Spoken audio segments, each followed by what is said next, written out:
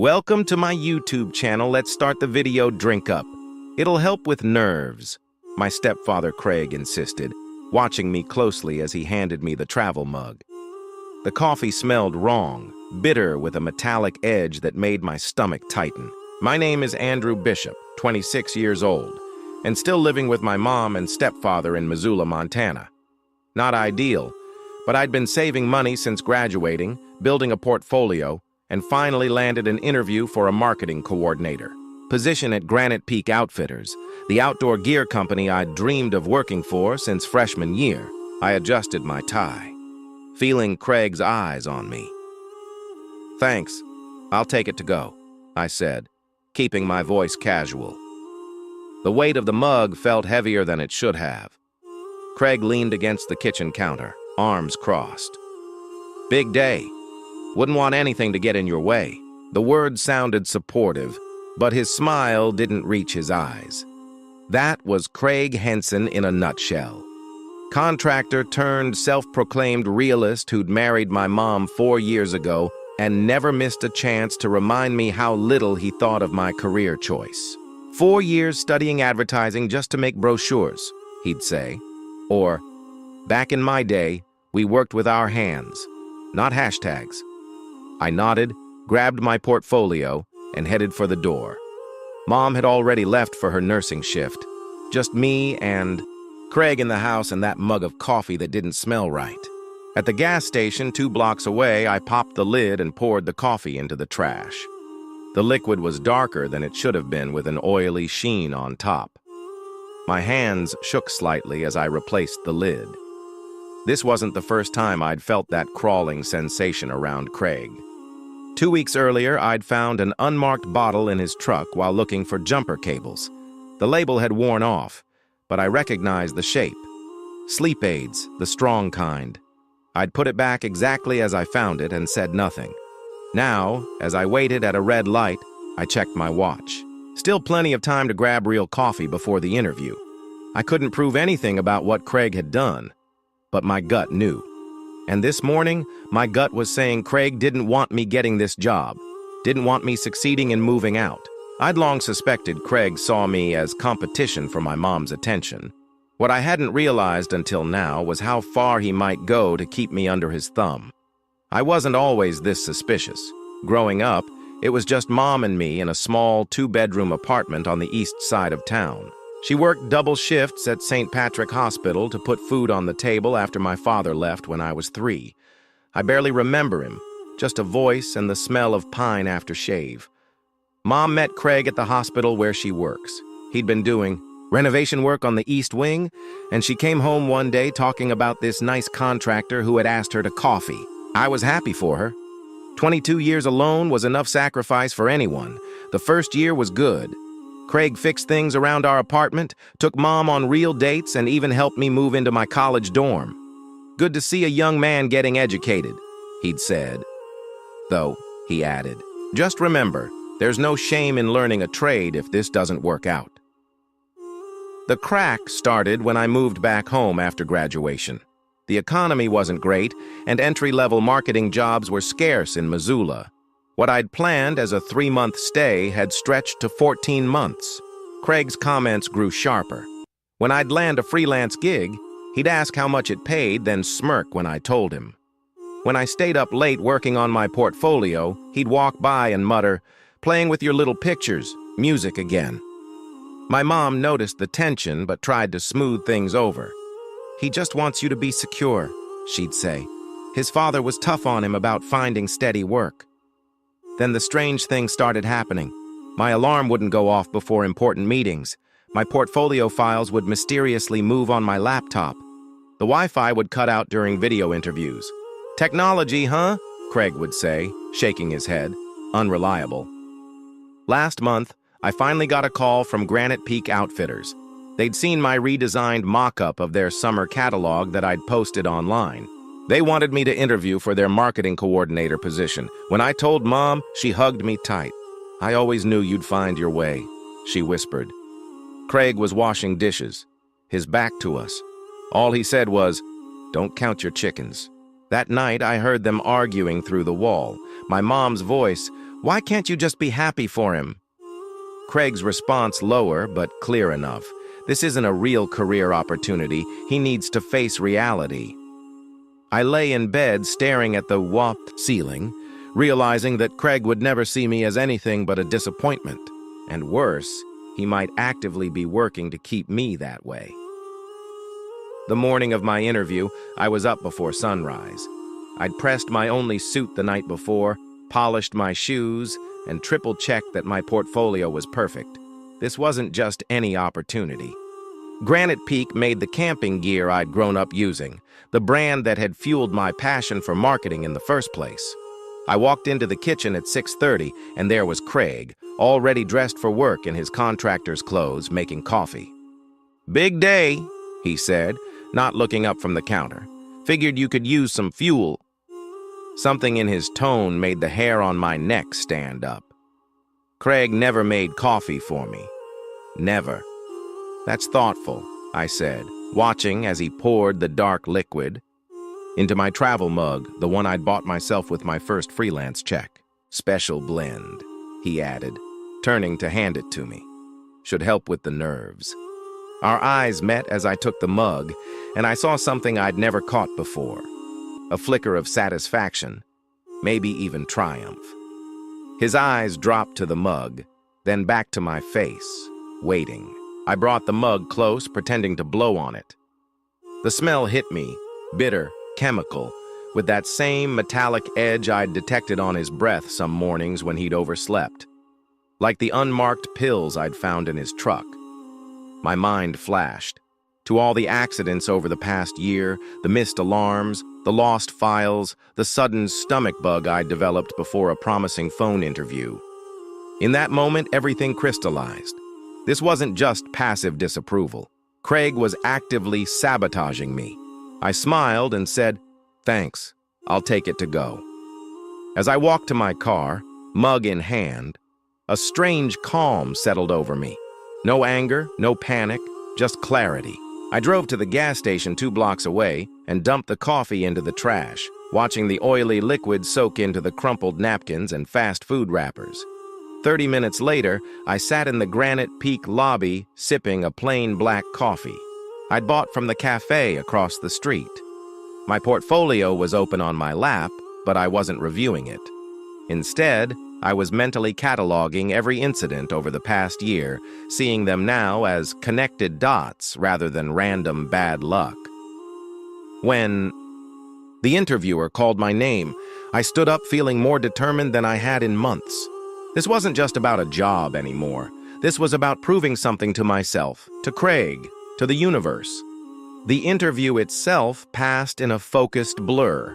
I spoke clearly about my ideas for their spring campaign, showed them mock-ups I'd created, and answered their questions with a confidence that surprised even me.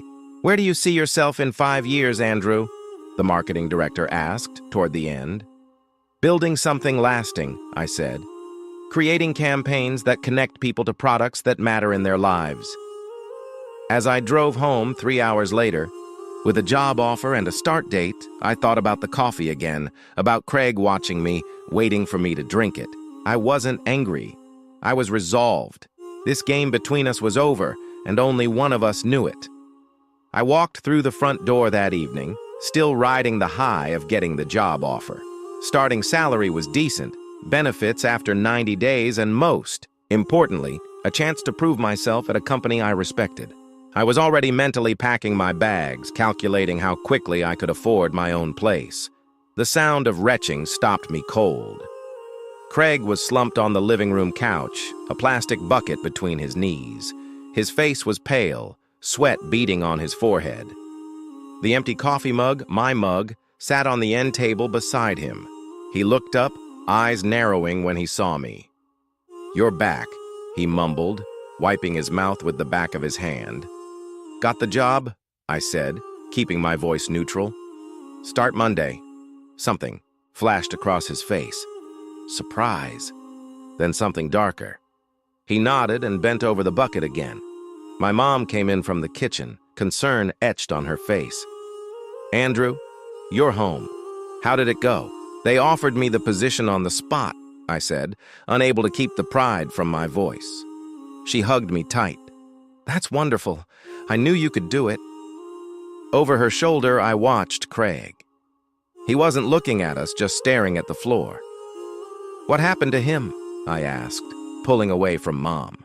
Food poisoning, maybe, she said, lowering her voice. He's been sick all day. Won't say much about it. All day, I repeated. Since when? Since morning, right after you left. He said he felt fine, then suddenly he was running for the bathroom. Been that way for hours.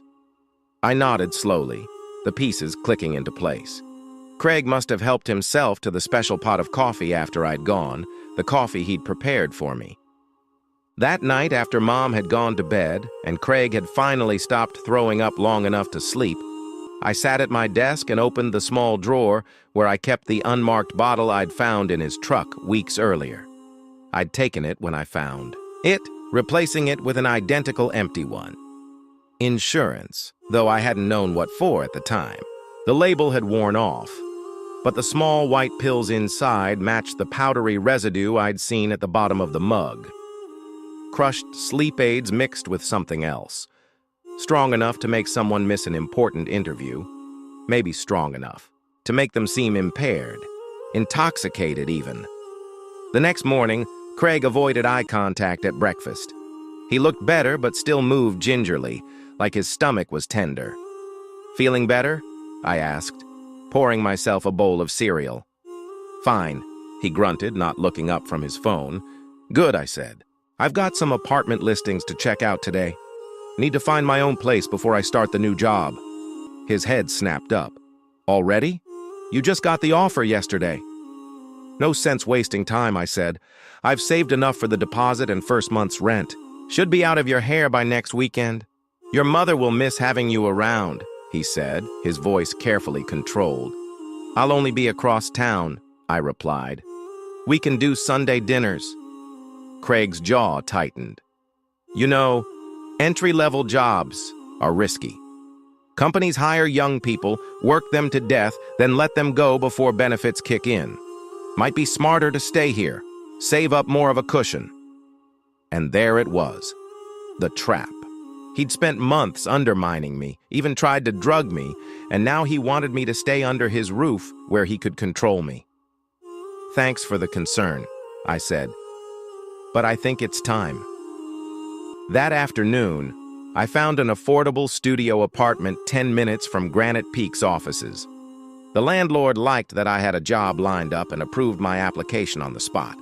I signed the lease right there, putting down the deposit I'd been saving for nearly a year. When I got home, Craig was in the garage working on his truck. I walked in, set a folded note inside his open toolbox, and left without a word. The note read, "Whatever you were hoping to ruin didn't work." 3 days later, I was packing boxes in my room when Mom knocked on the doorframe. Her face was drawn, eyes red-rimmed. "Can we talk?" she asked, sitting on the edge of my bed. I nodded, setting down the books I'd been stacking. "Craig told me something this morning," she began, her voice unnaturally steady.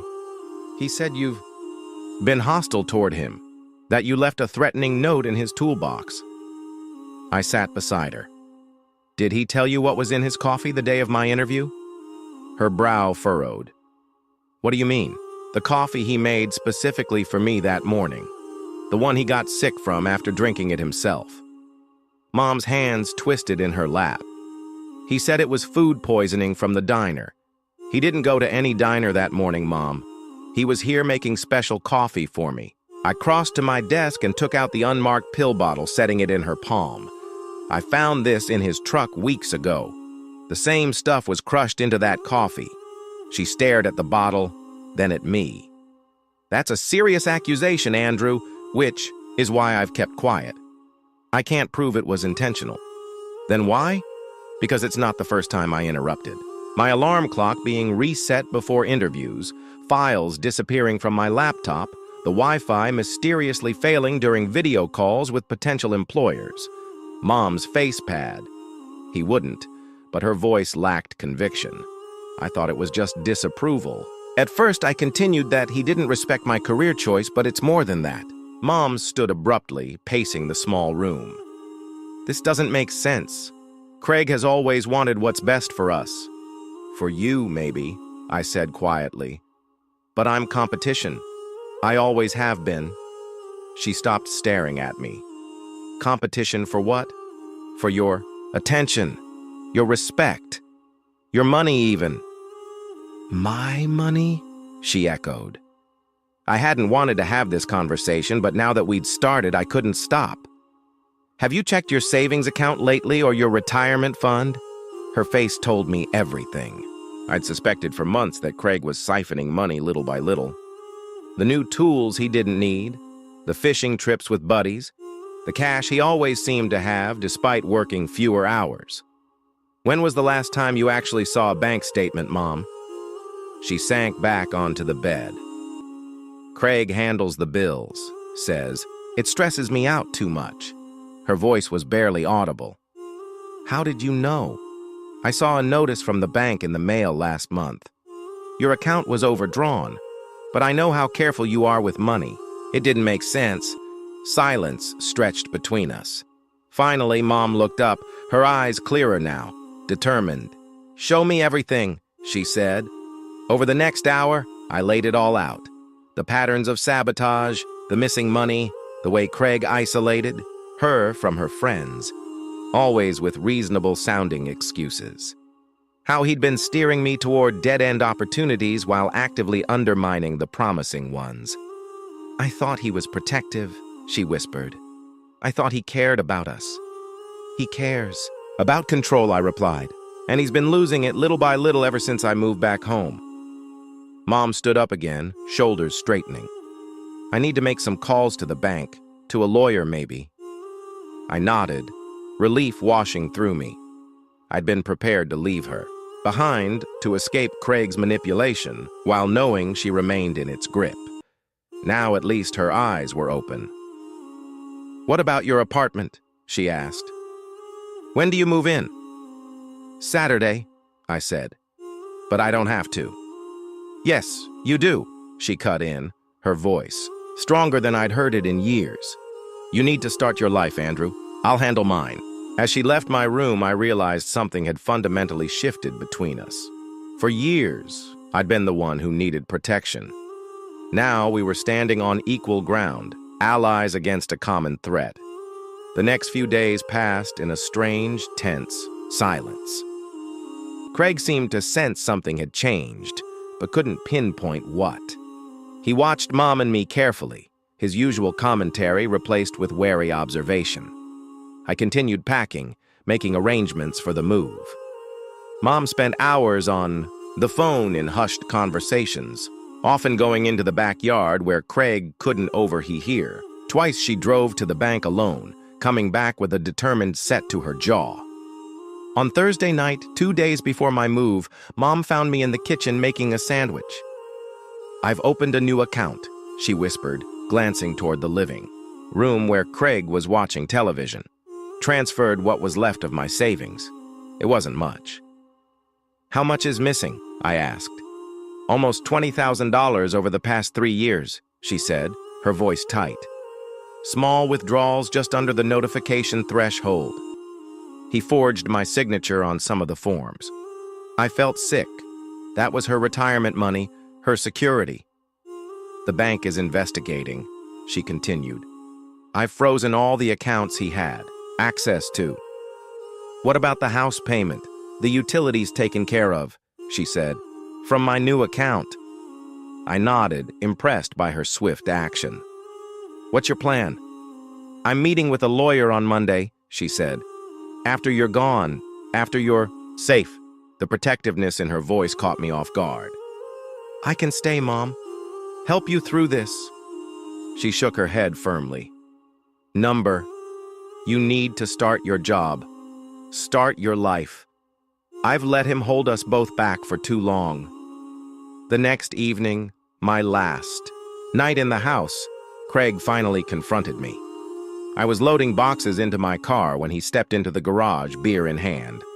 So, you're really doing this? He said, leaning against the doorframe, running off to play with the outdoor crowd. I closed the trunk. It's a good opportunity. Your mother's upset, thinks you're abandoning her. The manipulation was so transparent now that I could spot it a mile away. Actually, she's proud of me. Said so herself. Craig's eyes narrowed. You've been different this week, both of you, whispering, making calls. I shrugged. Just busy with the move. He took a step closer. I saw the note you left in my toolbox. Think you're clever, don't you? Just observant, I replied, meeting his gaze.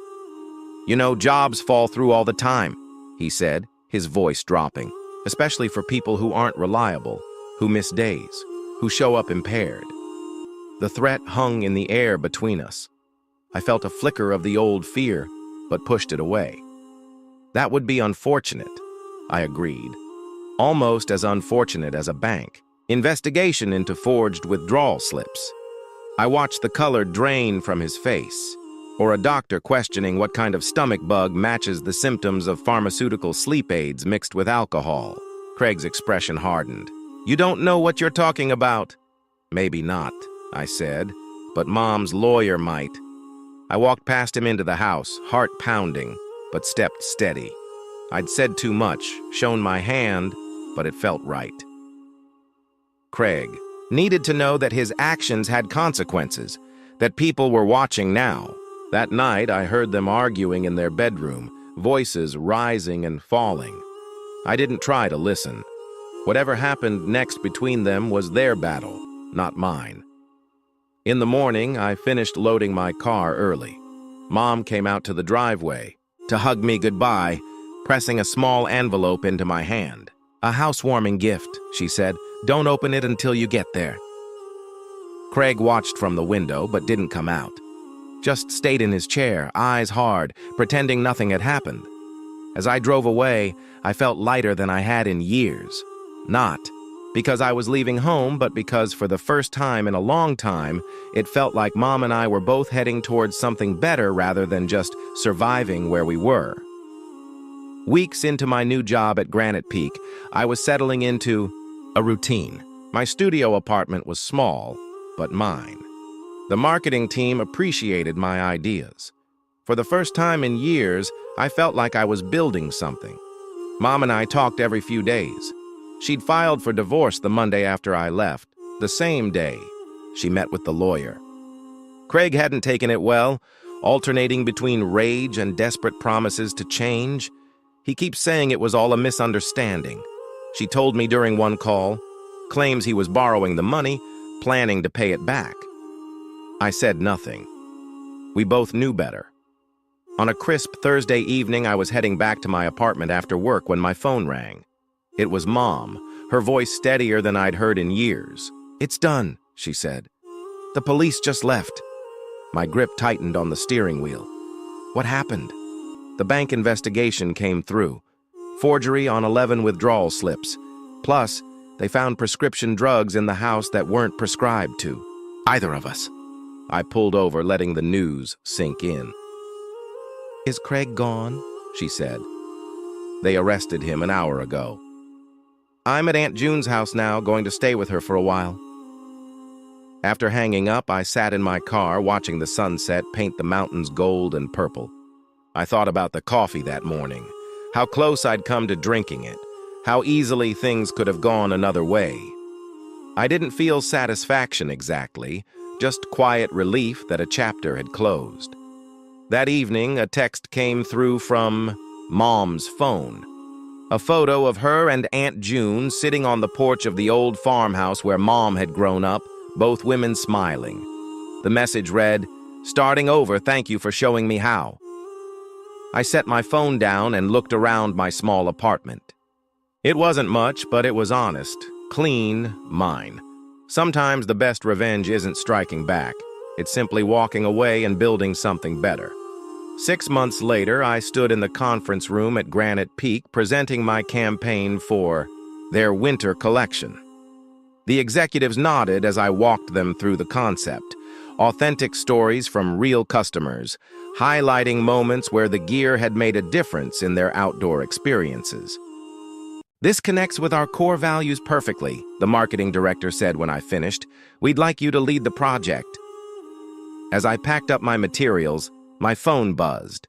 A message from Mom with a photo attached.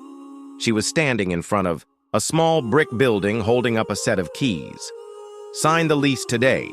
Coffee shop opens next month."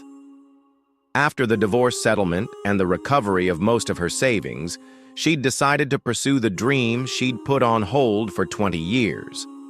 Opening a small cafe. She'd moved to Bosezeman, close enough to visit, but far enough to start fresh. I texted back congratulations, smiling at how much had changed. Craig had taken a plea deal, probation and restitution payments for the financial crimes. Last I heard, he'd moved to Wyoming, working construction jobs and keeping his head down. That evening, I hiked up to the ridge overlooking Missoula. The air was sharp with the scent of pine and coming snow. I found a flat rock and sat down, taking in the valley spread out below, lights beginning to twinkle as dusk settled.